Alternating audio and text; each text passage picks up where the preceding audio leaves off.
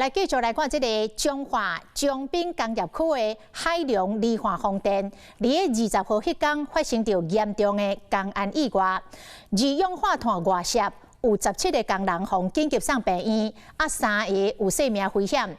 其中一个19岁少年家，伫个家护病房抢救7天，昨暝也是往生了。这个少年家是高雄人，才拄考到大学，趁也未开学，到中华海龙来做线工，想袂到拄到意外。另外一个38岁姓赖的员工，伫个拄则下晡1点外，家属嘛来签下着放弃急救的同意书。这场公安的意外，目前已经有2个人死亡。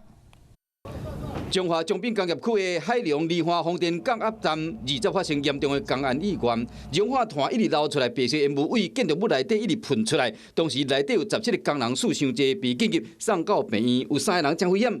送到病房抢救，其中一个19岁姓简的查甫人抢救7天，昏迷指数干那3一直拢无较好，病院嘛无放弃，抢救到最后一刻，这姓简的查甫人昨暝病情恶化，救无活。伊的亲人拢顾伫伊身躯边，真伤心。今日日头早将伊带转去高雄。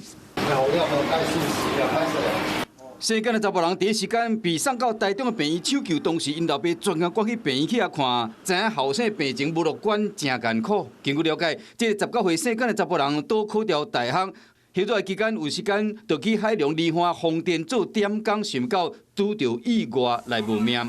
另外一个38岁姓赖的查甫人，家属嘛伫下晡1点外签放弃急救的同意书，成为这场意外第2位罹难者。还有一个58岁姓刘的工人，昏迷指数3，病情嘛无较好。海龙二氧化碳公安意外造成2个人往生，1个人要伫抢救。Hello， 我是蒋欣梅。想要抢先掌握最及时的新闻资讯吗？赶快订阅、按赞、开启小铃铛，锁定华视新闻 YouTube 频道。